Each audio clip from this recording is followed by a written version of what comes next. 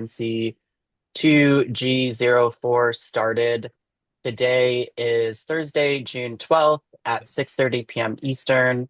We do have all commissioners present, so I will call this meeting to order at 6:30 p.m.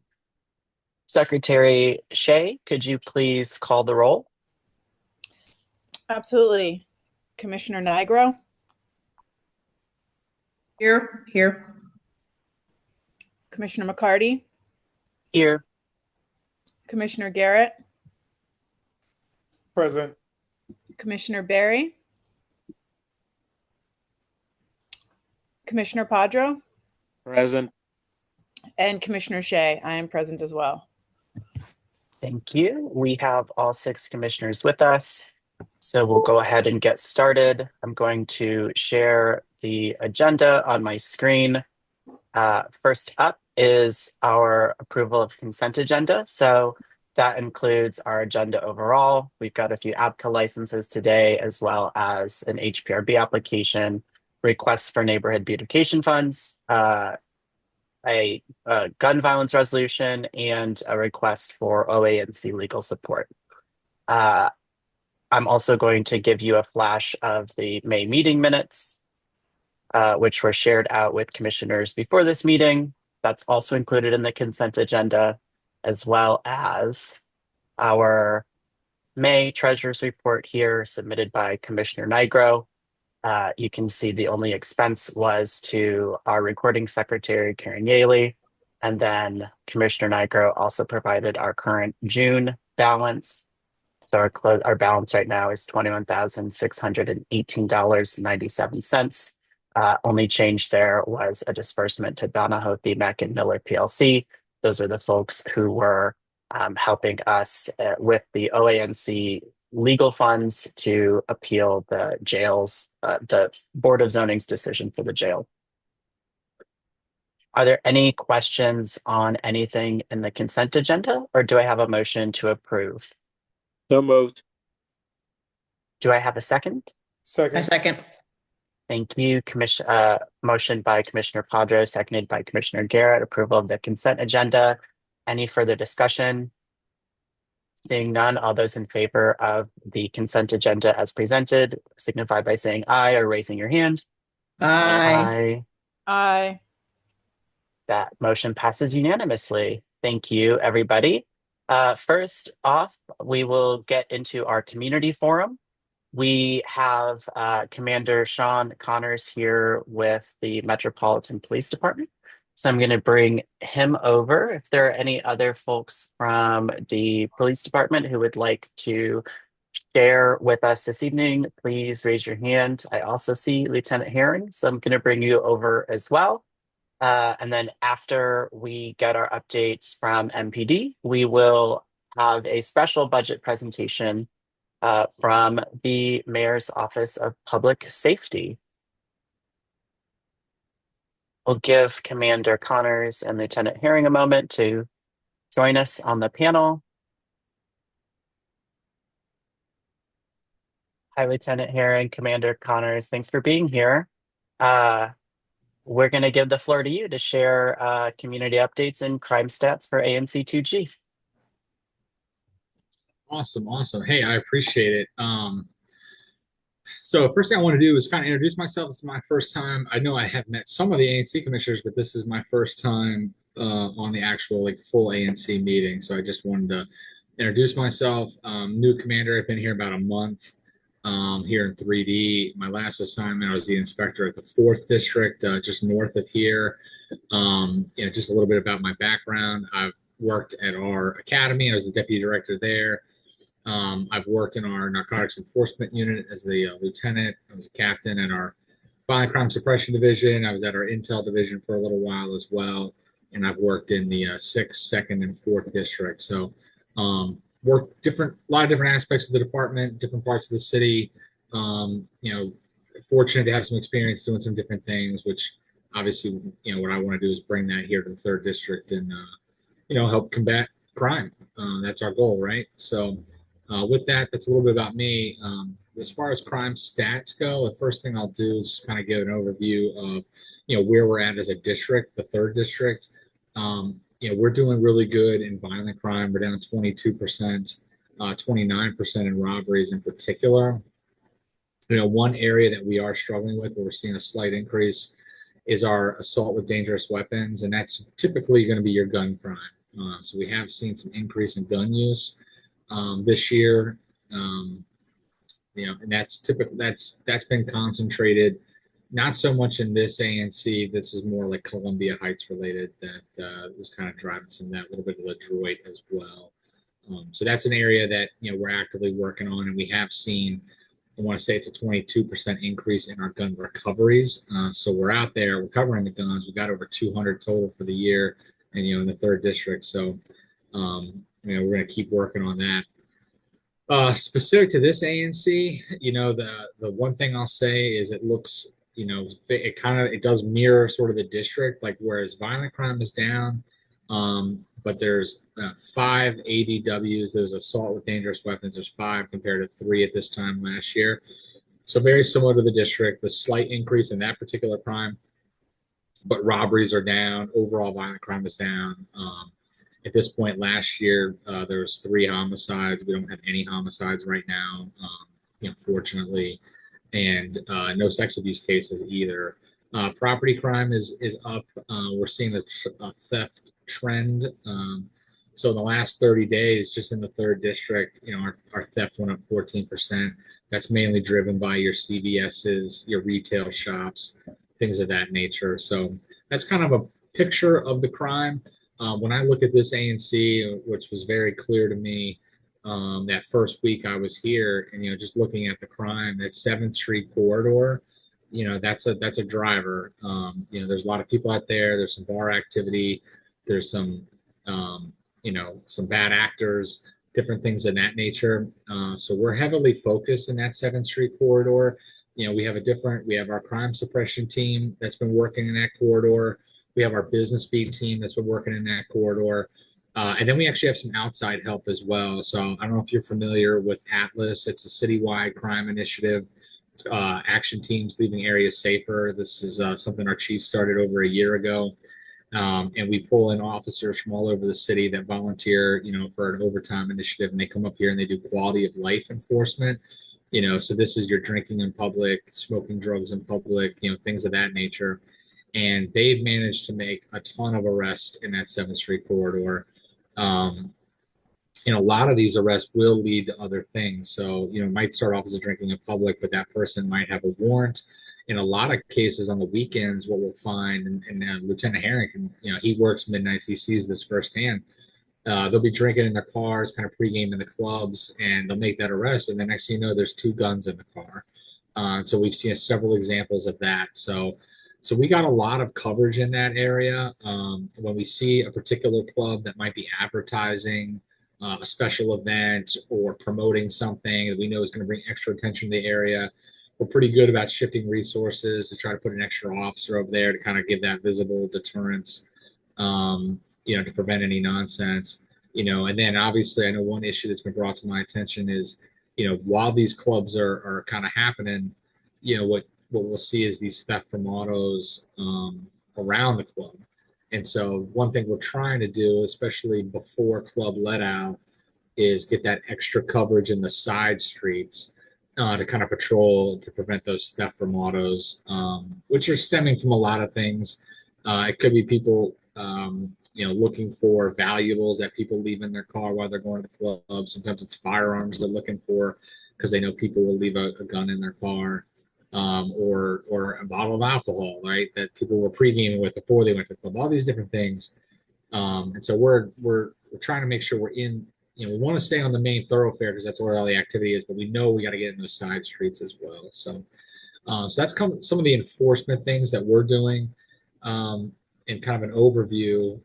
With that, I will just kind of open it up to any questions or comments, anything specific I can get into.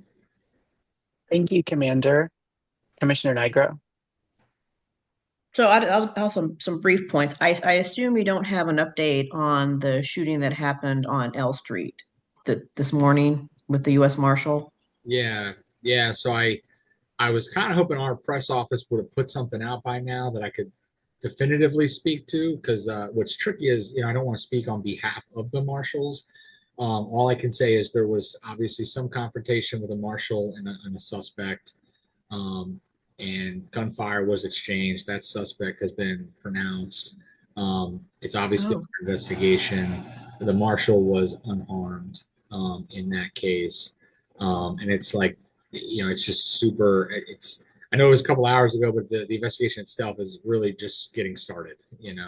Pulling footage, interviews, things of that nature. So I'm hoping by tomorrow we'll have, once they kind of gather enough information to put a press release out, I'll be able to share that. okay. And just two more things. So there was already on May 25th, we had shots fired on the 400 block of N Street, and you might be familiar with this block, but it is a frequent flyer with shots fired. So I would like you to pay attention to that block, if you would. You may, because I don't know if you're familiar with 3D completely, but that's where shot fires happen frequently, and they've already happened this year. What do they always say? Fireworks or shots, right? That's the motto for summer.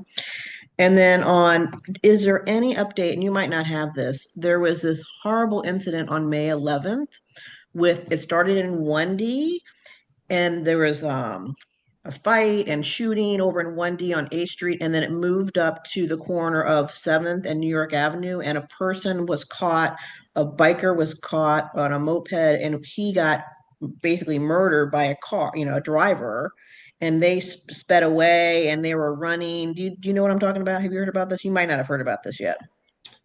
Yeah, I didn't get here till May 14th, so I'm. Okay, so then I'll send you an email, but it was horrific, and I don't think there's any update like who was caught. They were searching in my area, they were searching backyards and asking for, but then I haven't heard anything. So I'll send you an email. Okay. But the man on the moped died. It was horrific, horrific. Okay. I do remember the case. I just don't remember the specifics of it. So I will definitely send me an email. I'll get some clarification. Okay, and also one thing, also paying attention to is where this unfortunately where this person was murdered today. That is a frequent area on L Street where we have cars broken into constantly. Drives me nuts. So that 600 block of L Street, if you could pay attention to that, would would save my sanity. Okay. Yeah. It is almost a daily occurrence. And well, I did want to comment on 4th and N, 400 block of N. So right after that incident, we did go down there and speak to the property management of those apartments there in that block, and kind of talk through some strategies with them. So it's definitely on our radar, and we're working on it. Okay, great. Thank you. Welcome. Yep. Thank you. Commissioners, any other questions for Commander Connors? Please raise your hand. Okay, we will turn it over to see if any members of the public have any questions. If you're on the other side, please raise your hand so we can give you speaking permissions. Do you have any questions for Commander Connors with MPD? Please raise your hand. Okay, well, thank you, Commander Connors. Thank you, Lieutenant Herring, for being with us tonight. We really appreciate it. Yep. Thank you. Next, I am going to pull over Ty Abilla from the mayor's office, along with Director Kenneth Saunders from the Office of Human Rights. Ty is going to chat with us from the mayor's office, and Director Saunders is going to be giving us a budget presentation.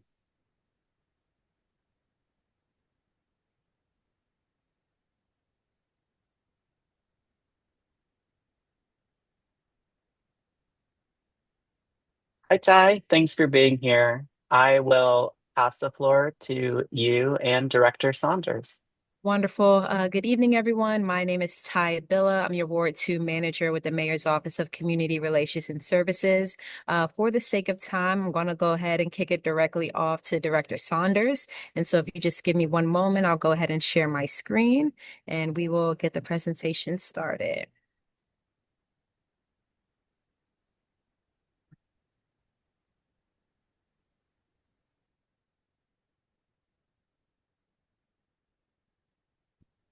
Good evening, everyone.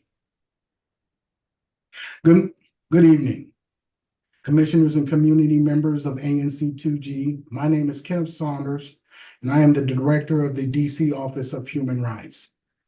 This budget supports a bold vision for growing DC in a stronger, more inclusive, and more sustainable city for all of its residents.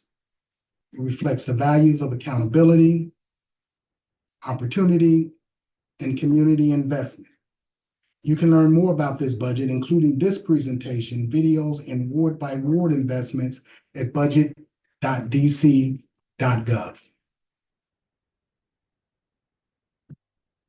DC had a strong rebound in FY24, faster population growth than any state in the union. Violent crime dropped to the lowest levels in over 30 years. Our schools continued to be fastest improving urban district in the country. We had record tourism of 26 million visitors. DC led the nation in converting office space to housing. We go to the next slide.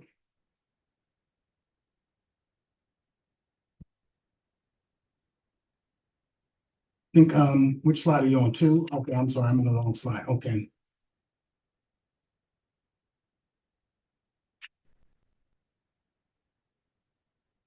We avoided furloughs and layoffs by implementing a hiring freeze and cutting non-personnel costs. We shifted spending to later years and captured additional revenues. We managed to preserve key investments while addressing urgent financial pressures.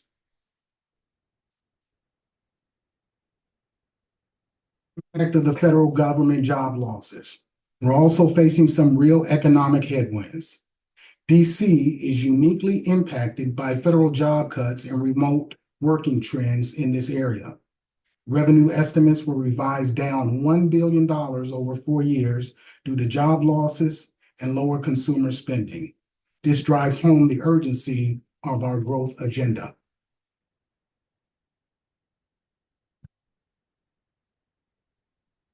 Despite these challenges, we built a sound, sustainable budget. We've achieved structural balance without new taxes or dipping into our reserves. We reduced $243 million in spending and avoided nearly $500 million in future obligations. We focused on smarter deployment of resources and cost-effective service deliveries.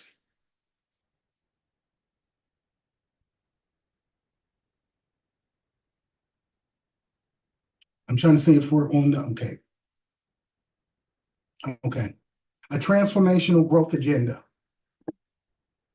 To build a growth agenda, we asked ourselves these questions. People, does it keep people and families in DC and attract new residents? And I think we might be on the, I'm not sure we're on the same slides. What page do you have, Director Saunders, on your end? I was on page 6. And is that different from the supporting downtown slide that you see? Okay, I see. Yes, it is. It's different. Okay, what do you have on your page 6? What I have on my page 6 is transformational growth agenda. Okay. We can continue to follow the slides that you're referring to in person, and I'll continue to keep this up, but we can refer to the one that you're going off of. Okay. A transformational growth agenda. To build a growth agenda, we asked ourselves these questions. With regard to people, does it keep people and families in DC and attract new residents? With respect to the economy, does it create economic activity to fund city services? And does it attract new businesses and create new jobs? On the growth agenda slide.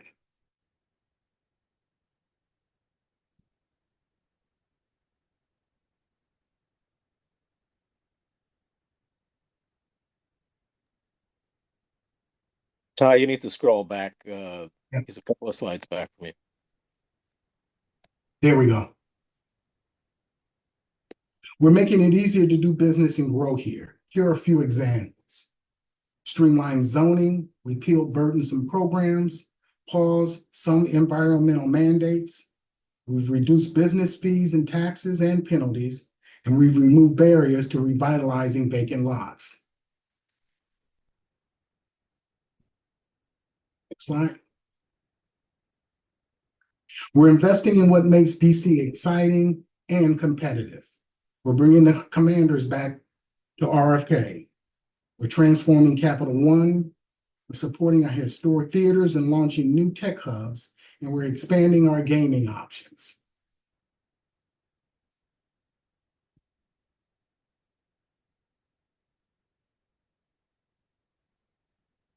And we're continuing our plans for the downtown comeback, including activations during arena construction and cultural initiatives in Chinatown, increasing new office conversions by expanding the housing and downtown program to Georgetown and Mount Vernon, and revitalizing commercial corridors and enforcing vending rules.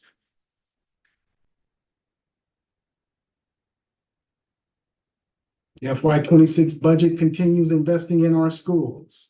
It's $2.8 billion investment and a $123 million increase for FY25. It's $270 million for DCPS and DCPCS teacher raises, $2 billion for school modernizations, and $10 million for tech upgrades. Child care and early education programs are fully funded. We're also investing in a safe DC. There's $30 million for MPD officer hiring and technology, $7.3 million for FEMS safety gear and fleet upgrades. There's new surveillance tools and enforcement policies, and moving forward on the new DC jail project.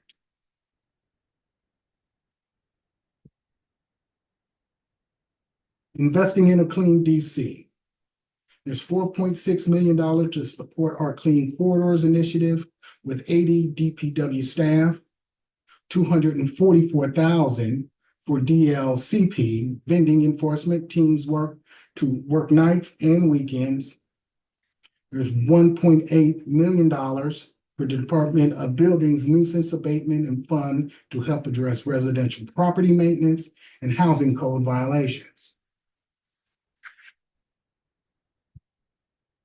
With respect to affordable housing and economic development, we're delivering housing in growing neighborhoods. Back to $100 million in the Housing Production Trust Fund, $23 million for the Home Purchase Assistance Program, new communities in Berry Farm, Bruce Monroe, Park Morton, and Northwest One. Economic development, including $6 million in repairs for the National Theater, the Lincoln Theater, and the Howard Theater. Investing in libraries and rec centers. We're investing in the places where community happens.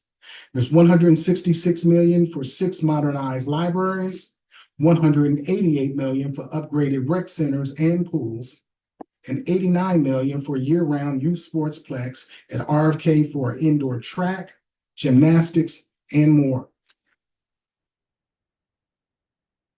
Investing in our health. We're strengthening access to care across the board. There's $97 million to support increased costs for Medicaid services, $300,000 for Safe at Home to serve 795 seniors on wait lists and expand DACL's Home Delivered Meals program for over 150 seniors.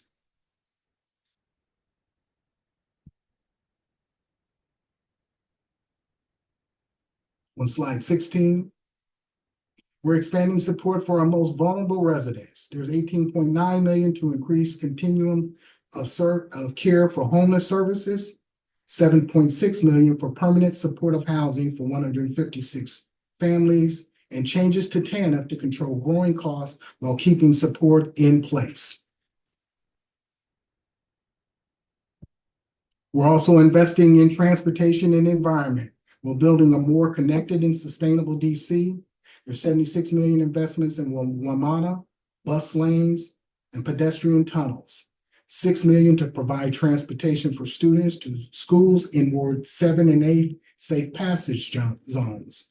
$13 million to expand capital bike share and $74 million to build out the pedestrian and bike trail network. Investing in government operations. We're modernizing how our city government works for you. There's $7.9 million for DCPS school repairs and maintenance. $2.1 million to enhance cybersecurity, $853,000 for cybersecurity and infrastructure. And we're building a new home for the DC Archives at the Charles Sumner School. Before closing, I'd like to highlight a few investments specific to Ward 2. You may have a virtual copy of this. For Ward 2, this year's proposed budget includes $362 million for Capital One Arena renovations, $190 million to modernize and renovate the new City Center Middle School and Seton Elementary School, $402 million to mainstream streets, sidewalks, and alleys citywide, and $30 million to build a new senior wellness center in Ward 2. We want residents to stay informed and engaged. Please visit budgetdc.gov for more information and details. Keep in mind, Council 2 has important vote dates upcoming on July 14th and the 28th. Join us in spreading the word and advocating for a budget that works for everyone and continues to grow DC. I'm happy to take any questions at this time. Thank you, Director Saunders. Commissioners, please raise your hand if you have any questions. Commissioner Padra. Thank you, Director Saunders and Ty. I think that there are some priorities that perhaps are misplaced in terms of this budget. One of the most devastating cuts is to our library system. According to the director of the DC Public Library, the branch libraries throughout the city are going to have to reduce their days of service, not just hours, days of service, to 2 days per week under this budget. That is woefully inadequate for the number of different services that are provided to people young and old in the district through our libraries, and the important role that the libraries play in our education system. Instead, we've got $70-something million for more bike lanes through the city, and I don't even remember what the figure was for the bus lanes. We need to get our human capital priorities straight. And so I'm very disappointed in the mayor having cut so dramatically the library budget while maintaining or perhaps enhancing budgets for some of these transportation initiatives. Those transportation initiatives can wait. The needs of our citizens can't wait. And I hope that you would urge, the mayor to reconsider this, and I certainly will be asking our Ward 2 council member to take this into consideration as the ongoing debate on the council about the budget proceeds. Thank you. Thank you. Commissioner Garrett. Thank you so much, Director, for joining us, for you and Ty.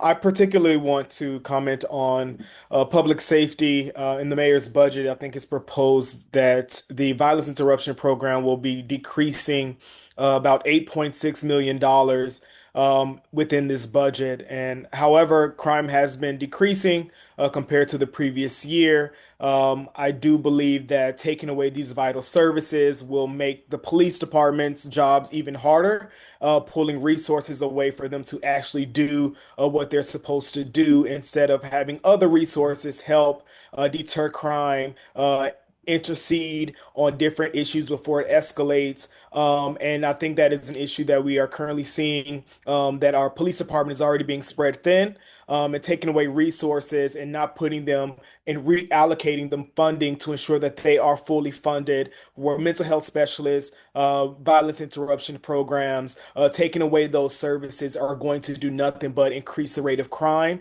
Also, I'm disappointed in the mayor in trying to or proposing to decrease social services as of TANF, Medicaid.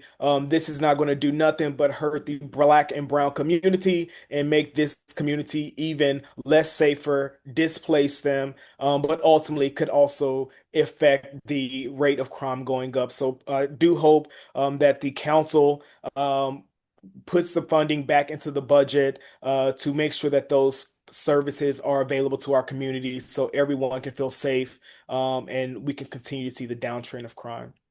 Thank you. Thank you. I was taking notes.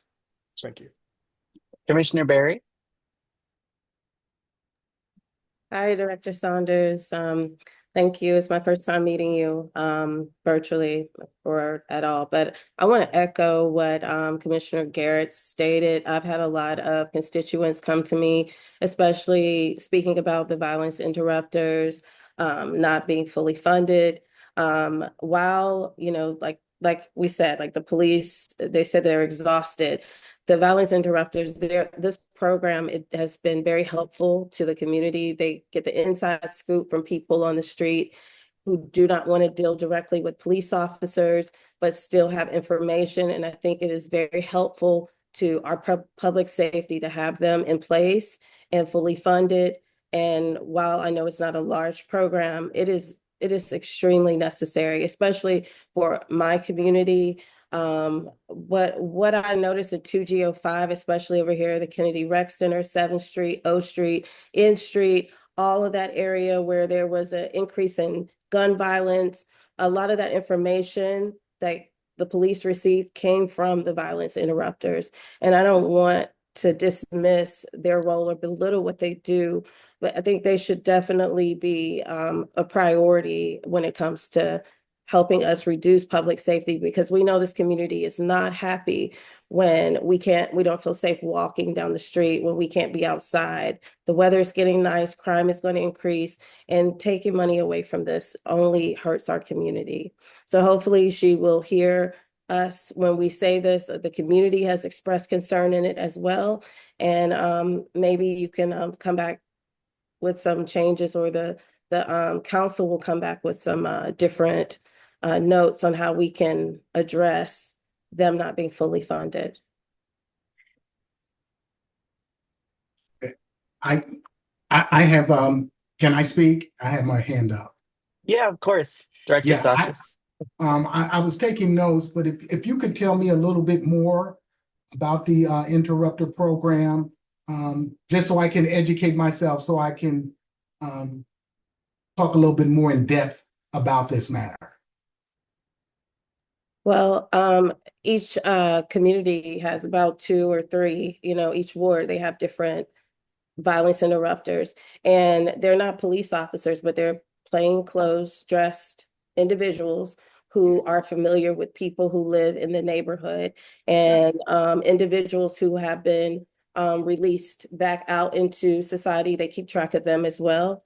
And like I said, because they're not police officers, people who are entering society again, like maybe coming back from jail or prison, they keep an eye out on them and make sure that they don't get back into the same system, or gangs, or involved in things that they shouldn't be involved in. They also heavily work with those people further to assist them with finding employment, so that they're not put back into the same cycle of whatever they were doing that got them locked up to begin with. It, could have been burglary, it could have been, whatever crime caused them to be back in there. They work, not only do they work with people who are returning back, when they're like, we had a shooting on 7th Street back in September, and it was tons of bullets. They were able to tell us from the beginning, hey, we know who did this. This person was just released. They had information before the police did. And they were able to speak to individuals who it saw, like residents who do not have trust within the NPD or whatever, for whatever reason, they're able to get information from them and they pass that information along. They really do keep the peace. They look out for youth who are going down that path.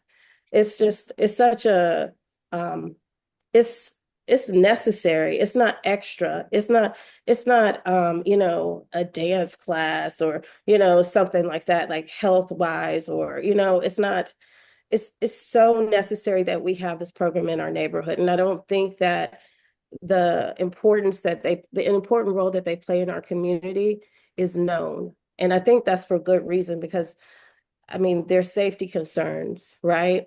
But for them, but also for the people who live in this community who know who they are, we need those people to stay in our communities. Thank you, Commissioner Barry. Any other questions from commissioners?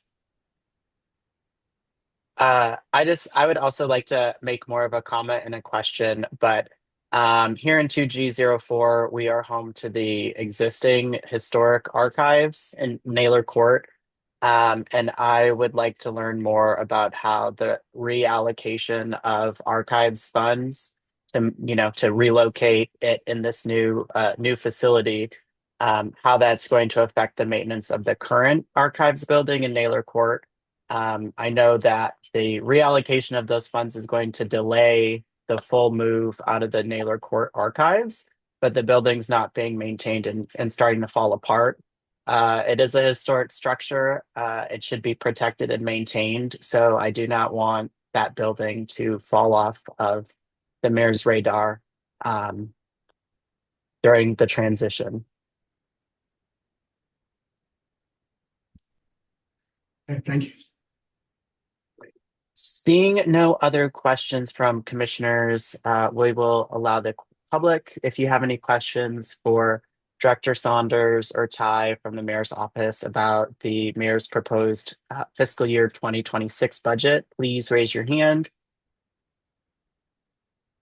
We're not always so privileged to have such robust presentations from the mayor's office, and the budget's very important. So I want to make sure everyone has the opportunity. Okay, seeing none, we thank you for your time, Ty. Thank you, Director Saunders, for being with us. Ty, did you want to say something before we send you back? Yes, I just wanted to thank you all for taking the time to hear out the overview of the budget presentation. I have taken notes from all of the comments that have been made from all of the commissioners. So thank you for that insight and feedback. I will be sharing that with our leadership team. And also, the office will be working closely with the council with this proposed budget. So I just wanted to let you know that all your comments and concerns are heard and have been received, and I will be passing along that information to our leadership team. If there's any feedback from that, I will make sure to circle back with you all. Thank you, Ty. Have a good night. And I don't know if I see anybody from Councilmember Pinto's office. If you're with us, please go ahead and raise your hand. But we will keep going and we will bring over Solana Vandernat from the Events DC. Actually, sorry, false alarm. I'll bring Hannah over first. We do have somebody from Councilmember Pinto's office with us. Welcome, Hannah. The floor is yours. Hi, everybody. Sorry, I don't think I've met a lot of you. I am one of the somewhat new constituent services coordinators with Councilmember Pinto's office. Can I share my screen really quick? Of course, thank you. All right. Get this up and running. All right. Can everybody see everything okay? Yes. Great. So, as you just heard from the mayor's office, we are well into budget season. Budget hearings are happening daily until around June 18th. The Judiciary Committee just wrapped up our last rounds of hearings today. Committee markups are going to take place June 23rd to 25th, and votes will be held July 14th, 28th, and one other date in July yet to be set. I know that was a lot of numbers really fast. I will post the schedule in the chat. Now that we have the mayor's proposed budget, please feel free to send us any questions that you have about 2G priorities. As you probably know, the House of Representatives has still not fixed the issue they caused with the FY25 budget, and we are still closely monitoring proposed federal changes to Medicaid funding, grocery assistance benefits, and other programs on which DC residents rely. A round of legislative updates. So Councilmember Pinto has been continuing public safety visits with council members in every ward. She recently completed visits in wards 3, 4, and 5. We are also on track for the council to pass the council members bill banning cell phone use during the day at DC schools in the coming month. DCPS announced that that policy will take effect for this coming school year. Yesterday, the Judiciary Committee participated in the markup of critical parts of Councilmember Pinto's Peace DC plan, including school safe passages program, fare evasion, pretrial detention, educational requirements for MPD recruits, survivor benefits for fire and EMS personnel, and reducing recidivism by closing a gap in the Second Chance Amendment Act of 2022. The peace plan was successfully voted out of committee. There will not be markups on the merger of the violence interruption programs yet. That will likely be addressed through the budget process. A quick events update. Huge thank you to everyone who came out and joined us in the Pride Parade on Saturday. We all had a really great time. Councilmember Pinto will be hosting Ward 2 Residence Day out at the Nationals versus the Marlins on Saturday at the 1:05 p.m. game. If you already applied for tickets, Maddie sent out an email today, so you should have received that confirmation with information on how to pick up your tickets. As we all know, this Saturday is the Federal Military Parade. MPD's website has a page with all the relevant information about road closures and everything like that, which I will post in the chat. You can also go to nsse.dc.gov. Besides major impacts with street closures, there will be suspended flights at DCA and a security zone on the Potomac in case you were planning on being out at the water. We are working closely with MPD to assure that any protests or counter-protests are peaceful and that people are able to exercise their First Amendment rights. That is it for me. I will stop sharing my screen.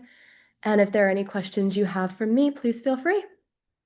Thank you, Hannah. Any commissioners with questions, please raise your hand. Commissioner Garrett? Yes, Hannah, thank you so much for coming. I know you said that the violence interrupters will be handled through the budget. I do want you to encourage the council member with the current proposed budget from the mayor to decrease this by 8.4 million. That Councilmember Pinto will advocate to increase this funding, especially when we're merging two organizations, one from the AG with the mayor's office. This decrease is going to be detrimental and is going to truly reduce the services that they're going to be able to do. So I hope that the council member will do her due diligence and making sure that this is fully funded, that our violence interrupters have all the resources that they need and they're paid as they should be paid. And then second thing is, as for the Nats game, I didn't get that invite. Where did that come from? So I know it was in our last newsletter, and I think I obviously didn't give the presentation last month, but I believe it was in our presentation last month as well. And I know it's been on social media It was some. not. It was not. I'm sorry. Okay, that is good to know. Sorry But if about there that. are some extra tickets, I know a couple commissioners on 2G would be interested in receiving those I tickets. can definitely ask. Thank you. But thank you so Yeah, much. I didn't see an email about that either. I think it Yeah, was I didn't get it either. I think the link was in our newsletter if you're signed up for that. The email from today was just if you had already signed up for tickets, but I can definitely check it out. Thanks, Hannah. Any other questions from commissioners for the council member's office? Please raise your hand. Before we turn it over, I'll also just say I would reiterate Commissioner Garrett's comments about making sure that the violence interrupter programs and public safety programs, if merged, are robustly funded. But second, want to reiterate my comment that I made to Director Saunders. It's really important that we make sure that the archives building in Naylor Court is maintained and not forgotten about. There's already been quite a bit of deferred maintenance on a really significant historic structure. And so we do not want to see that maintenance to continue to be deferred or the building to fall into further repair. And I'll also add that the budget has a lot of money from money for placemaking, especially around Chinatown. But I'm really sad we don't see a lot of that funding being allocated to 2G at large, especially around the convention center.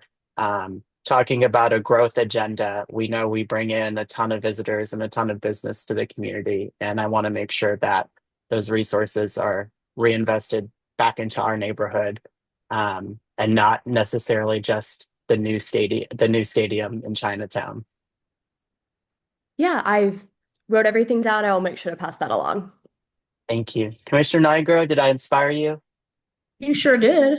Because let me tell you, Commissioner McCarty, you know why they don't have funding for area? They don't care. As Hannah is new to the scene, as you everyone knows, they're putting a jail in our neighborhood, right? So they do not care. If they cared, they would not put that at 501 New York Avenue. The end. I won't go down the rabbit hole there. They do not care. I stand by my words. Thank you, Commissioner Nigro. Seeing no other questions from commissioners, we will let the public have a moment. If you have a question, you're on the public side, you want to raise your hand, ask a question from Hannah from Councilmember Pinto's office, please do. Seeing none, you're off the hook, Hannah. Thanks so much for joining us tonight. Thank you so much. It's great to meet all of you virtually. Next, we're going to pull over Solana Vandernet from Events DC, Walter E. Washington Convention Center, to share what is upcoming.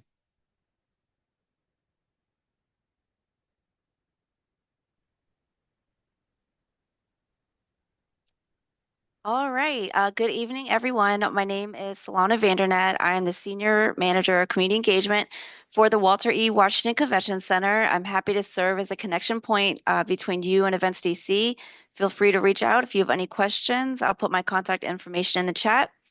As a reminder, to learn more about Events DC, our programs, initiatives, and other opportunities, visit eventsdc.com. If you have not already done so, please sign up for our electronic mailing list and follow us on our social media platforms. I'll put this information in the chat as well. Regarding the June event calendar for the remainder of this month, we have 3 upcoming events at the Convention Center. All 3 are multi-day events. I would like to highlight some of the following upcoming events. Saturday, June 21st through Wednesday, June 25th, the International Society on Thrombosis and Hemostasis 2025 Congress will be with us with an estimated attendance of 10,000. Then on Friday, June 27th through Wednesday, July 2nd, the Government Finance Officers Association will be held at the Convention Center with an estimated attendance of 10,000 as well. Regarding our community grant program for fiscal year 2026, Cycle 1 applications will open on June 16th. Next month, we will host informational sessions on Tuesdays at 12 o'clock and 6 o'clock p.m. The application deadline is August 1st. And regarding upcoming events, the 33rd Annual Barbecue Battle hits DC June 21st through the 22nd, featuring top pitmasters from across the country. Enjoy 100+ free food samples, live music, and nonstop entertainment. Bring the whole family. Kids under 12 get in for free for an unforgettable barbecue weekend in the nation's capital. Thank you for letting me join this call. Please let me know if you have any questions. Commissioners, please raise your hand if you have any questions for Solana. I'll plug the barbecue event. I went last year and it was really fun. So you should definitely try to grab some tickets. Seeing no questions from commissioners, anyone on the public side of the chat, if you have questions for the convention center, Events DC, please raise your hand. Seeing none, well, thank you for your time, Solana. Have a good evening. Thank you. You too. Commissioners, does anyone have any announcements they would like to share before Commissioner Padra? Yes, I just wanted to announce that one of Shaw Main Street's most popular annual events will be coming back on Saturday, the 21st of June. That's Shaw Open House. It's from 1 to 5 o'clock at about 30 or 35 different businesses around the neighborhood. This includes free food and beverage samples, uh, as well as $5,000 worth of Shaw Bucks in $20 increments that folks can spend on at businesses throughout the neighborhood, same as cash, and it's valid until midnight that day. So, for more information, you can visit shawmainstreets.org. Thank you, Commissioner Padro. Any other commissioners? Are there any community organization or members of the public that have an announcement they would like to make? If so, please raise your hand. Seeing none, we will move into the business section of our agenda. And first up on that list is Port Royal. This is a new license. It is a Class C tavern retailer's license at 1118 9th Street Northwest, right here in ANC 2G04. And I know Augie is with us, so I'm going to pull Augie over. But while I do that, since this is in my single member district, I will go ahead and say that we did talk about Port Royal at the May 8th meeting, but we did not have a finalized settlement agreement at that moment. We do now, and since that meeting, we've actually worked directly with residents in the Whitman to make edits to that. And Augie and the team at Port Royal have been incredibly accommodating and engaged with residents and with the community. I'll also say that they went so far as to host an informational session with the residents of the Whitman so they could learn more about them and ask questions. That went very successful. And last but not least, the committee, the ABCL licensing committee, did encourage us to approve this license with the settlement agreement. And I feel great that we met that threshold. So Augie, I'm not sure if there's anything else you want to share about Port Royal with the commission or the public. No, I think there's one update. Yesterday we talked. We want to request stipulated license as well, since my client's almost finishing the build out there as well. So, but that's about it. My client's they're very excited to open up and to be part of the community. Thanks, Augie. And you're going to come back in July with the stipulated license request? Yes. Okay, awesome. So then we will keep that in mind and save space for you on the July agenda. But as far as the license goes, do any commissioners have any questions? This is going to be a new Jamaican restaurant right in the 9th Street business corridor where TG Cigars, Your Only Friend, and Corduroy are. It's replacing the old Happy Buds illegal dispensary. So I know the Whitman residents are also happy about that. But Commissioner Pajo. Yes, my only comment is that it's certainly not necessary to bring the applicant back, just to support a stipulated license. We can do that tonight. Okay. If the other commissioners are supportive of that, I'm happy to entertain that as well. Do any other commissioners have questions about Port Royal? I will say, so the settlement agreement that we worked on is incredibly reflective of TG Cigars, which is actually Port Royal's directly abutting neighbor. You may remember one of the first cases that I worked with as a commissioner was with TG Cigars. Commissioner Padre Niagara, you actually supported me in that. So this settlement agreement contains many identical provisions from that settlement agreement, and the nearby residents are very comfortable with that. So I'm happy that Augie and the team were so willing to incorporate all of that feedback to get them in line with their neighbors. Okay, well, with that said, then I would motion that ANC 2G support the license application for a Class C tavern for Port Royal at 1118 9th Street Northwest and enter into the proposed settlement agreement, as well as endorsing them for a stipulated license. Do I have a second, Commissioner Barry, or seconded by Commissioner Padro? Discussion, Commissioner Barry, do you have a question? No, I was supporting your motion. Okay, thank you. Any further discussion? Seeing none, all those in favor, raise your hand or signify by saying aye. Aye. Aye. Any opposed? The motion passes unanimously. Well, thank you, Augie. We'll report that to ABCA Legal and have you CC'd on that. Thank you. Thank you, Commissioner. Have a good night. Good evening. Bye. Next, we will bring up Lali Bella. If you are here with the renewal for Lali Bella Ethiopian Restaurant and Lounge, please raise your hand so I can pull you over. And Commissioner Padro, I believe this is in your single member district. And I'll also share with the commission that the ABC licensing committee encouraged the commission to protest this license. So Commissioner Padro, I will share that and give the floor to you and the applicant. Thank you. I can't see from the screen. Is Marie Tesfa? Has she raised her hand? Is she on the line? It says iPhone, but iPhone, are you Marie?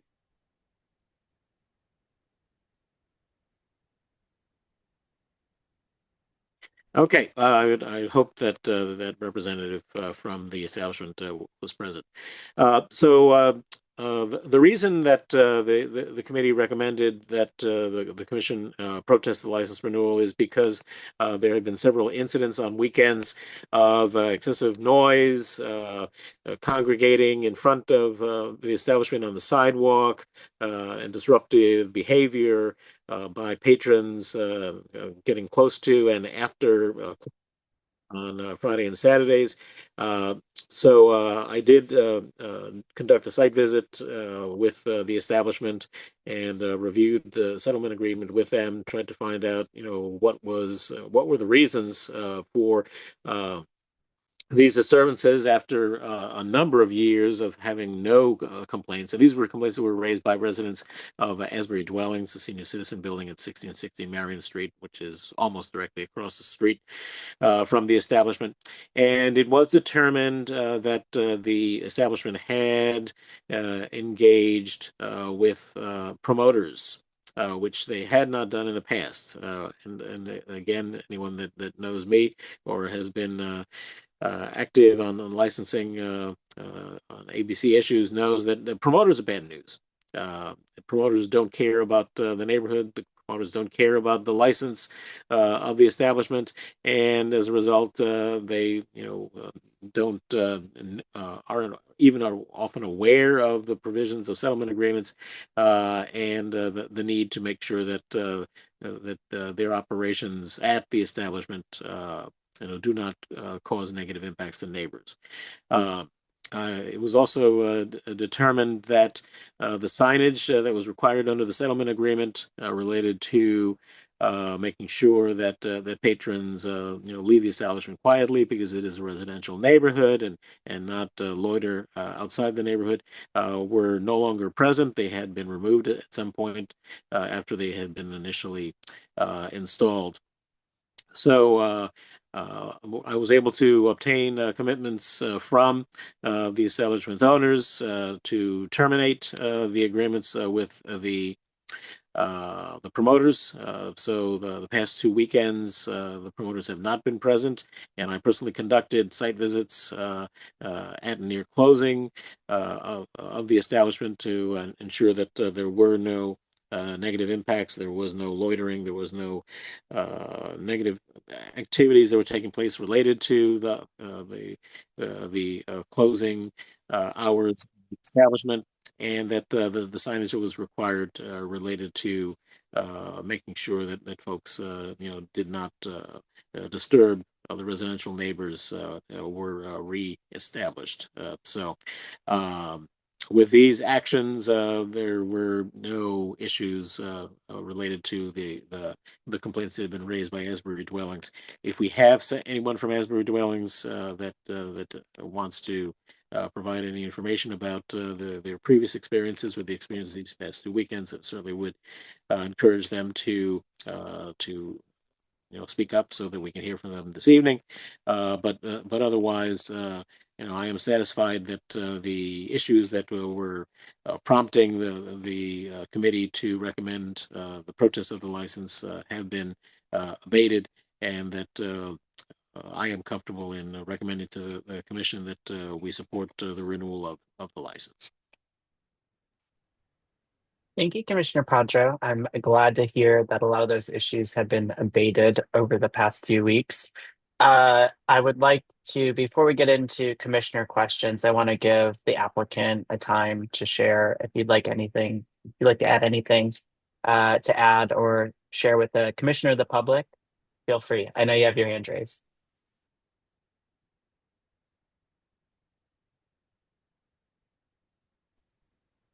Hi, everyone. I don't know if you can hear me. We can. We No, can. okay. Okay. Well, he said it all. I just wanted to say I'm here, I'm present. I don't know if you guys had a problem seeing me earlier, but I mean, we've been around and we always work with the neighborhood and stuff. If there's a complaint, we trying to work it out. And he said it all, so I'm here to answer all the question if you guys have. Thank you. Commissioners, do you have any questions? Commissioner Shea, saw your hand up. Thank you. Yeah, I just wanted to ask Commissioner Padro if you feel that the settlement agreement that we have with Lalibela is sort of still in good order for the moment. It sounds like you feel like, given the conversations and the corrective actions that were taken, that you feel comfortable with where things are. But I just wanted to make sure that we felt like the settlement agreement is still kind of doing the job. Yes, so the settlement agreement has been amended several times over the course of over a decade of operation for the business, almost 2 decades at this point. And again, the establishment's owners, have realized that they made a mistake in engaging with, promoters. And immediately acted after the registration of the complaints to address the problem. So I'm comfortable moving forward with the settlement agreement in place. Thank you. Any other questions from commissioners? Seeing none, Commissioner Padro, I'll give the floor back to you. I move that Advisory Neighborhood Commission 2G support the renewal of the ABC license for Lalibela Glow, trade name for Fasio Ethiopian Restaurant, and that we communicate that support to ABCA and the ABC board. I'll second. Motion has been moved and seconded. Is there any further discussion? Seeing none, all those in favor, raise your hand to signify by saying aye. Aye. Aye. The ayes have it. Motion passes unanimously. Thank you for being here. Thank you. Next, we will move on to STK Steakhouse. If you're here with STK Steakhouse, please raise your hand so I can pull you over.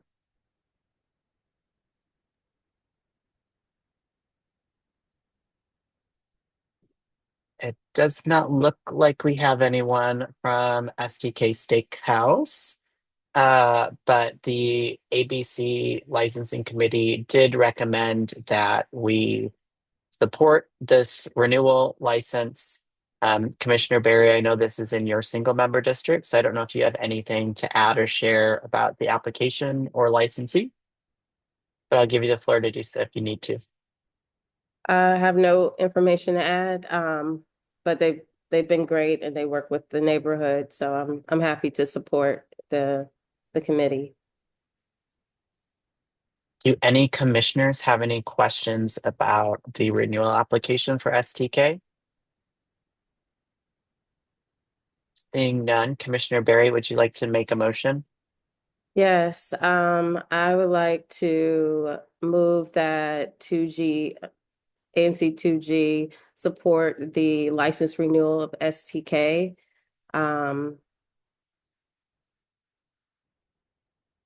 That's it. Do I have a second? Second. Thank you. The motion has been moved and seconded. We will also communicate that to ABCA and the board. Is there any further discussion from commissioners? Seeing none, all those in favor, raise your hand or signify by saying aye. Aye. That motion passes unanimously. Thank you. Next up, we have Zeppelin. This is in single member district 2G02. If you are a representative with Zeppelin, please raise your hand so we can pull you over. The ABC Licensing Committee recommended that the commission supports the renewal of Zeppelin. And Commissioner Padro, this is in your single member district. I don't have anybody raising their hand, so I'm going to pass the floor to you. Yes, Zeppelin is a sister restaurant to Chaplin's. They have the same owners and management, and we previously have supported the license renewal for Chaplin's, and it's my pleasure to support the renewal of Zeppelin's license as well. So I would move that ANC 2G support the renewal of the ABC license for Zeppelin at 1544 9th Street Northwest, and then we communicate that support to the ABC board and ABCA. Do I have a second? I'll second. Seconded by Commissioner Shea. Any further discussion? Seeing none, all those in favor signify by saying aye or raising your hand. Aye. Motion passes unanimously. Next up, we have Rito Loco El Teco. This is another license renewal for single member district 2G01. We do have somebody here with us, so Manal, I'm going to promote you. And Commissioner Garrett, this is also in your single member district, so if you have anything to add to the discussion or introduce Manal, please feel free to share with us. But otherwise, I'll pass it to you, Manal. Hey, Commissioner McCartney. Hi, Commissioners. Thank you so much for having us. Manal Mahmood with Malios O'Brien Sandgrand. On behalf of Rito Loco, Louis apologizes. He's working his shift tonight, but we wanted to attend to see, if we could address any community concerns. Commissioner Garrett, have you heard of any community concerns, or do you have anything to add to the discussion or share with the commissioners regarding your stance on the renewal? Yes, so no community concerns recently since I've posted that this would be within the last two meetings. I got postponed to this one to get their timing correct on the endorsement. There were a few years ago prior concerns regarding noise through the music, but I can say that I have been working with Louis these past several months, and he has shared and I've witnessed the mitigation efforts that he has put forth to mitigate those concerns for the nearby residents that are adjacent to his building. So I do wish that we can move forward in support of this, and I'm ready to make the motion if there's no other questions or comments. Thanks, Commissioner Garrett. Do any commissioners have any questions for Manal or the renewal license for El Rito El Teco?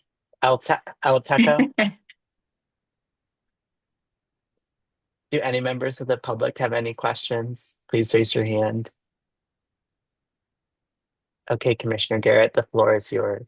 Okay. I would like to make a motion to the ANC2Gs to support the renewal application for the ABC license for Rito Loco El Teco at 606 Florida Avenue North and communicate that support to the ABC board. Seconded. Motion has been moved and seconded by Commissioner Padro. Any further discussion by commissioners? Seeing none, all those in favor signify by saying aye or raising your hand. Aye. Aye. Aye. That motion passes unanimously. Thank you, Commissioner Garrett. Thank you, Manal. Thank you so much, Commissioner McCarty. Thank you so much, commissioners. Next up, we have a subdivision application for HPRB, Historic Preservation Review Board review. This is in Commissioner Nigro's single-member district. If you're here on behalf of 427 Ridge Street, please raise your hand. Bob so we should be can on. pull. I think. Awesome. So I'm going to promote you to panelist.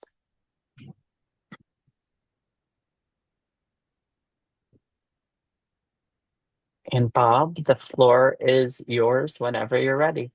Hey, all right. Thank you very much. And Commissioner Nigro, and everybody, thank you for the opportunity to come talk about this. I'm Bob Mateer. My wife, Stacy, and I own 427 Ridge Street Northwest and 425 and a half.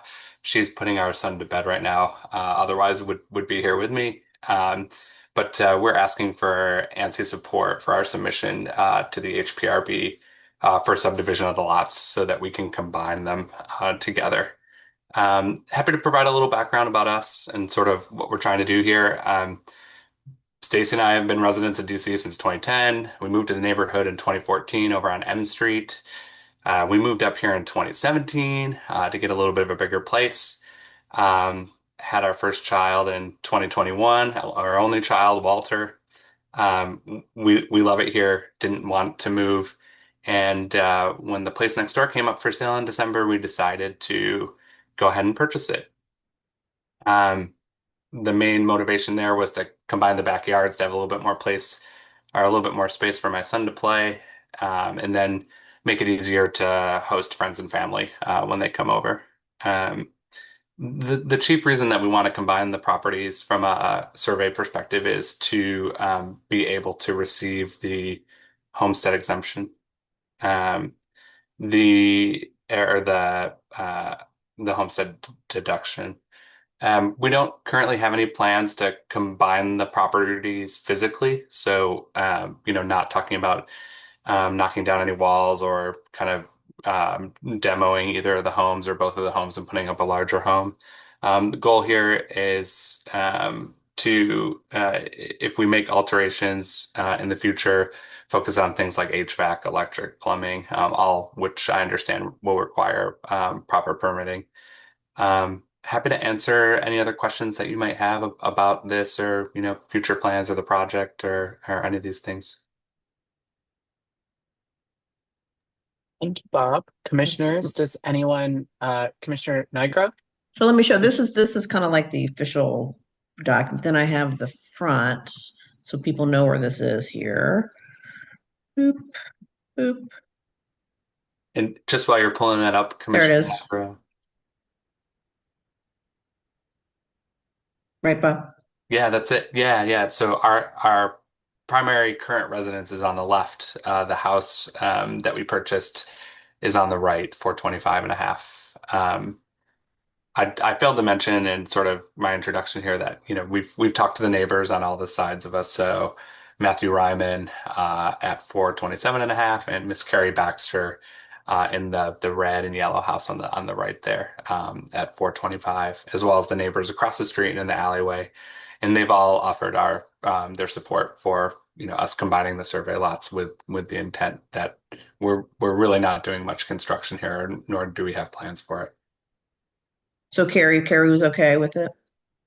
Carrie's been great, actually. She had one big request when we moved in, and that was to remove some of the hedgerow that was out back that was damaging her fence. So we're all square on that front. I am familiar that story.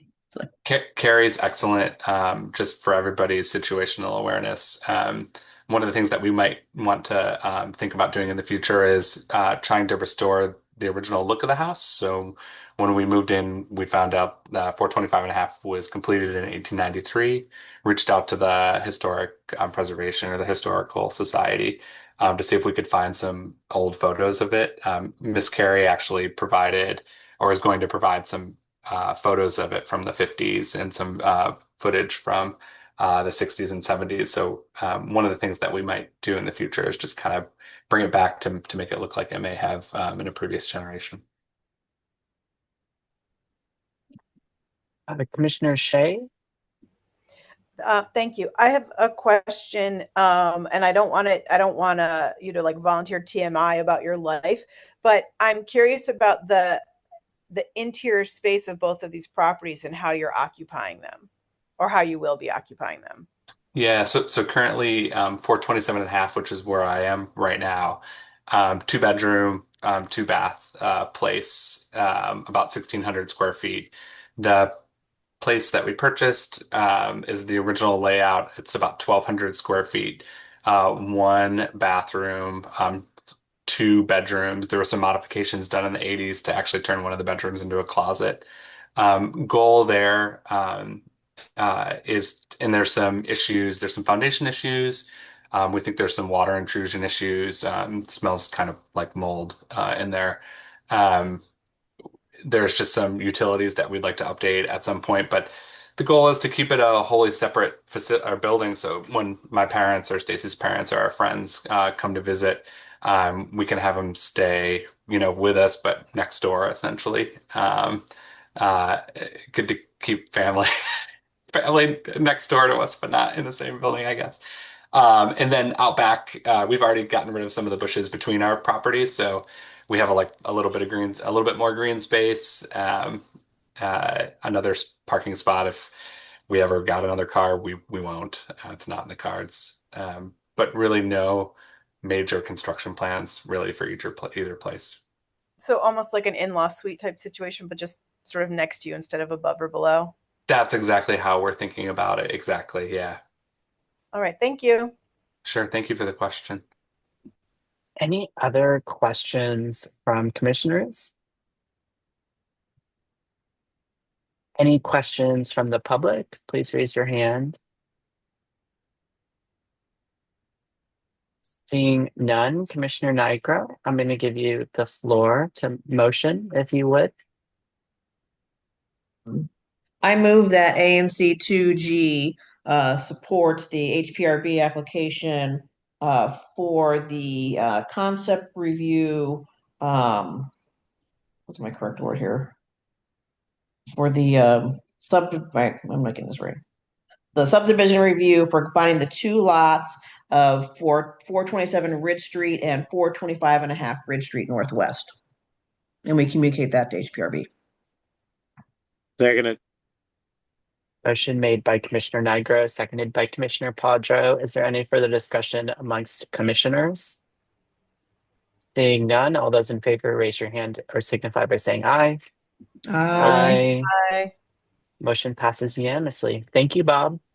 Thank you Thanks, very Bob. much. Thank you. Bye-bye. Take care. Talk to you soon. Bye. Next on the agenda, we have requests for neighborhood beautification funds. This is from our very own Commissioner Howard Garrett. So, Commissioner Garrett, I'm going to give you the floor. Thank you, Stephen. I received a quote today, but after further discussions, I decided to table this until the next meeting, just to gather more quotes and more information to ensure that we understand the pricing that is going to be going into this and the expense. So I am requesting or asking for a table until the next month and to bring this back up for a vote for the commission. Okay. Could you make a motion for me? Yes, I would like to make a motion to 2G to table this, vote for the request of neighborhood beautification in 2G01 until the next meeting for July's meeting. Seconded. Motion made by Commissioner Garrett, seconded by Commissioner Padro. Any further discussion? Seeing none, all those in favor of tabling this discussion topic until next month, signify by saying aye and raising your hand. Aye. Aye. Any opposed? Motion passes unanimously. Thank you, Commissioner Garrett. Next up, we have a resolution. This was just dropped in the chat, but this is a resolution for gun violence prevention. I'll also just go ahead and pull it up on my screen. But I know this has been kind of the topic of a bit of our conversation with the budget presentation and with MPD, as well as unfortunately experiencing another incidents of gun violence in ANC 2G this morning. So Commissioner Garrett and I were approached, and a lot of other commissions are sharing similar resolutions asking the DC Council and mayoral administration to invest more in gun violence prevention and reduction through fully funding violence interruption programs, focusing on mental health approaches, and providing more services to our youth and community. Do any commissioners have any comments or questions or things they'd like to add? Please raise your hand. Commissioner Nigro. Yeah, so isn't this a thing that Daniel, I don't want to say his last name, wasn't he shopping it around to all the commissions? Who is that? We all got an email. I Well, who is don't know this? the Daniel guy. This was sent But to me that's where by it's from. ANC2C. But that's where they got it from. We all got to hold on a second. He was shopping, you know how we all get those all commissioner emails, right? I'm not making this up. Yeah, I mean, it may have been originally drafted by him, but Yeah, but this, who is it? What is who is this guy who's pushing for that? I mean, I get the prep. Don't you don't I get it, but I don't know. It just seemed yeah. weird. So we Do all you saw that support the email. premise of the resolution, Commissioner Nigro? Well, I don't know who this guy is. Who's this guy who we're getting this? I mean, it's from this guy. Who is this guy? Where is that email? Oh While dear. you look that up, I'm going to give I Commissioner can't. Garrett the floor. Okay, go ahead. I mean, I'm not sure who Daniel is, but I don't think that's honestly relevant. I think that we should focus on what is in the resolution, what we're asking the city, our city council and our mayor to do to ensure that we are having holistic approaches in public safety and not just depending and putting all of our eggs in the baskets of MPD, but also ensuring that our violence interruptions, our mental health advocates, and also depending upon money that the city has spent to do research on how can we make our city safer with public safety and using those recommendations that has not been implemented to continue the lowering of violence in our city. That's all I wanted to say, Commissioner McCarty. Here it is. It was from Thank you. May 24th to all of us. I'm excited to share this resolution was passed by ANC 2C last week. Okay, well, who is this guy? It's his resolution. Who is Is he? I'm not sure, Commissioner Nigro. Well, he's from Johns Hopkins, the Bloomberg School. I mean, he's just shopping this around for, I get, and once again, I understand what this is about, but this guy's just shopping it around. Then so what? Yay for this guy? There's also a mention of NICJR in here, and I don't know what that is. I don't know if that's an organization that ground the strategy and NICJR's recommendations and the lived experience of community-based leaders and violence prevention experts. I feel that I would want to know more about what NICJR is and its recommendations. I mean, the premise of this to me makes sense, but if this is, something that's been written and provided by an organization, and there's recommendations from that organization which are not actually in this resolution, I feel that I would need to know more before I could feel comfortable endorsing it. And I don't know, maybe NICJR was written somewhere higher up and I'm just missing it. It's the National Institute for Criminal Justice Reform, I believe, if I am not mistaken, correct me if I'm wrong. This is the isn't this the organization that the city has paid to do the research regarding the strategy on gun violence reduction? I can't answer that confidently, Commissioner Garrett. I just forwarded you all the email that we got for Daniel. And I don't know. Is this something that we need to be passing this month for any reason, or do we have an opportunity to do more research and understand this? The reason why I'll say it's important or urgent is because we're currently in the budget season. Next month, as we're going through the budget season, it's good to get the support from commissioners, to put this in front of council and also the mayor to let them know that more needs to be done and advocating for more funding in our budget. So that's why with Commissioner McCarty, think that this is important as we are going through the budget season. But I truly understand if anybody needs more research. But NICJR, I believe that is the organization that the city hired to do the research on gun violence reduction. I could be mistaken, but I believe that is the organization. Thank you, Commissioner Garrett. Any other commissioners? Commissioner Barry? Yeah, so you're tabling this to next month, right? So we have a chance to read and find out more information on it, right? That's what you're saying, correct? Uh, Commissioner, so no one's made a motion on this at all. So we're just discussing this, but anyone can make a motion to table this or a motion to support this if they feel so moved. Why do you get Daniel here to talk about it? And I also want to say, not to be that guy, but we did have this in our agenda as it was previously sent out to have the time to read over it and to do the research prior to this meeting. So I do think it is kind of irresponsible to postpone or delay this vote because we need to do research when we had prior notice of this and time to do the research. Well, I sent an email back asking to have Daniel come to the meeting. Right? I'm not sure. I didn't get I that. did. I did see I sent that that, email. I Commissioner. sent that email. He's the guy behind it. Commissioner Where's that Barry? guy? Commissioner Garrett, I thought you wanted to table it until we found out more information on something. I didn't think that it was. No, I didn't make that recommendation. Oh, okay. Yes, that was a request. Okay. Yeah, I That was made a that request because I am feeling that, whether or not I had the time to have done the research, I don't feel that I have the information right now.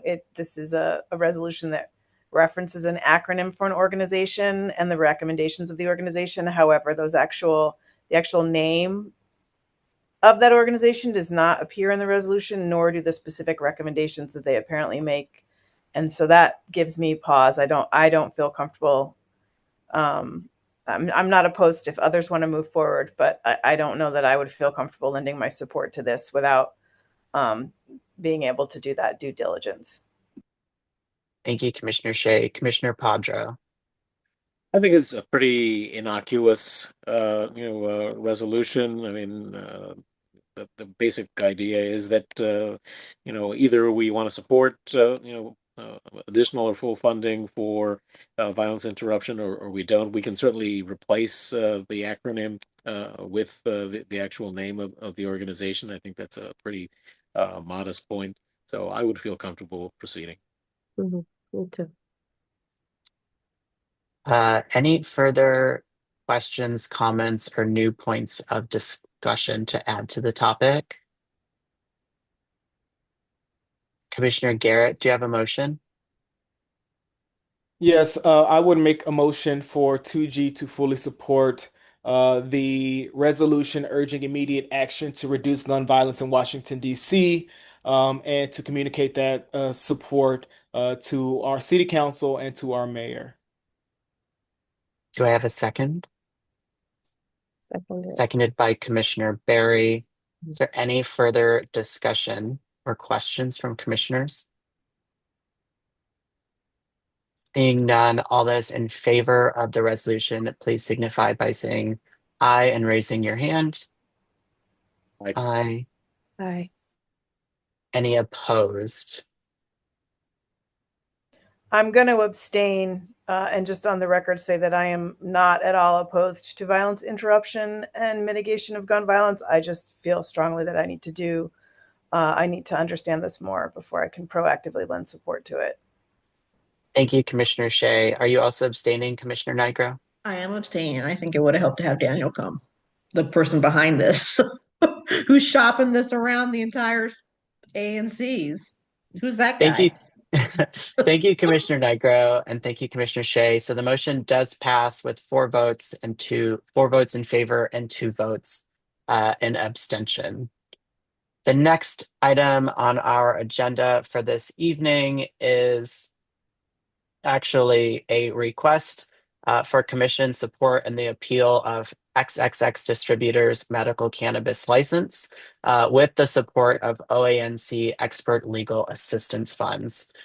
This is in my single member district 2G04. So I'm really happy to give you all the background, but you may or may not recall about a year ago, we had a medical cannabis retailer application come across the commission for 2G04 located in Blagden Alley. This was an application that the commission agreed to protest due to concerns for public safety, peace, order, and oversaturation of the medical cannabis market in the neighborhood.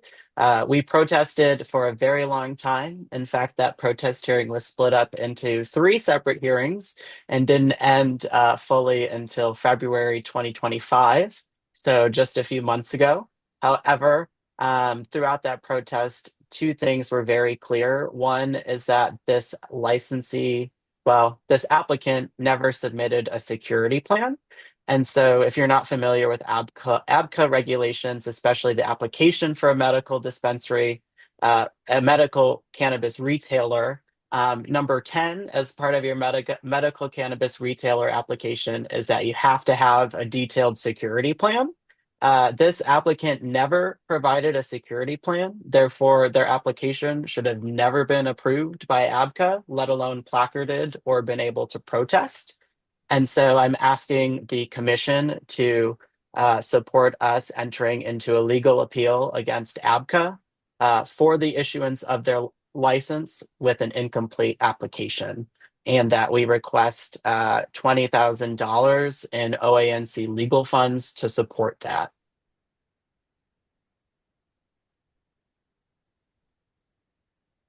And I will say that we don't have to, if there's a preferred lawyer or somebody we want to discuss this appeal with, that's fine with me. I did get that quote from a lawyer named Ian Thomas, who actually earlier on when we were protesting, a group of my constituents that were directly affected, abutting neighbors, hired Ian Thomas, and he issued a letter on their behalf to ABCA during the show cause hearing for the protest, asking if ABCA would grant those residents standing alongside the commission in the protest, which ABCA did not. Commissioner Padra? Firstly, Attorney Thomas, is he experienced in ABCA proceedings? Yes. Okay, just wanted to confirm that. I absolutely support our effort to appeal this license approval based on all of the items that you've listed as being relevant. My understanding, is the first time that the ABC board has actually conducted a protest hearing for a medical cannabis license in the District of Columbia. I think that they're having ignored their own processes and procedures makes it very clear that the board should not have acted the way that it acted. And I think that it's important as a matter of principle and to be able to establish the grounds, for future proceedings, not just by this commission, but by commissions throughout the city in relation to protests of medical cannabis licenses, that we move forward with the appeal. And I'm glad to hear that. I would hope that our friends at OANC would share that position, and that they would support our application so that we can proceed and hopefully get this right, not just for this community, but for the entire city. Thank you, Commissioner Padro. Commissioner Nigro? So, I'm sorry, Tim, I don't understand. You and I talked about this a couple times, and I'm all for it. But what did Kent say when you asked him? Is this a valid type of case to use those funds? I have not asked him yet, so I'm going to Oh, send him this. oh, I couldn't He's going to remember. get this letter with the request. Well, here's the thing, because that was the whole thing with the jail, was that I reviewed that with him, like, would y'all be paying for this or not before I even move forward? If it was you, whatever phrase they use, like you have to hire an expert, you know. Okay. So I mean, that was the whole deal. Why we're able to move forward, and they said yes, this would qualify for those funds. Okay. We could still vote on this and proceed. Yeah. Yeah. Right? Okay. Yeah. They may tell me no, is what Commissioner Nigro is saying, but we should all hope that they say yes, because Yes. this is a pretty, like Commissioner Padro said, this is a pretty glaring issue that could not only impact cannabis licensing, but alcohol licensing as well. And the fact that we're only given such few grounds to stand on in a protest, peace, order, and public safety. If we aren't seeing the full application for a licensee, there's no way that we can ever do that adequately. Agree. Also, semi-related, we have more than 20 licensed medical cannabises and operations in Ward 2, which is far more than any of the other wards in the city. I'm happy to drop in a link where folks can see that. So I think it's particularly important for our ward that ABCA's laws and processes be followed. Thank you, Commissioner Shea. Any other commissioners have anything to add or any questions? Seeing none, I will move that ANC 2G request OANC expert legal assistance funds in the amount of $20,000 to support a formal appeal by ANC 2G against ABCA for the approval of the XXX Distributors medical cannabis retailer license. Seconded. Any further discussion from commissioners? Seeing none, all those in favor signify by saying aye and raising your hand. Aye. Aye. Aye. That motion passes unanimously. Last up on our agenda is our information agenda. So that's simply to say that our next ANC meeting is going to be Thursday, July 10th at 6:30 p.m. And we will then take an August recess. And so we'll see you guys in about a month. But lots of community events and things going on over the summer. So stay safe, stay healthy. Any commissioners have anything to add? Well, with that, I'd like to entertain a motion to adjourn our meeting this Thursday, January 12th at 8:08 p.m. So moved. The motion has been moved. Do I have a second? Second. Commissioner Garrett, thank you. All those in favor signify by saying aye and raising your hand. Aye. Aye. Thank you, everybody. We'll formally adjourn this meeting of ANC 2G at 8:08 p.m. on Thursday, June 12th, 2025. Have a good evening, Bye. everyone. Thank you. Bye. Bye-bye. Bye.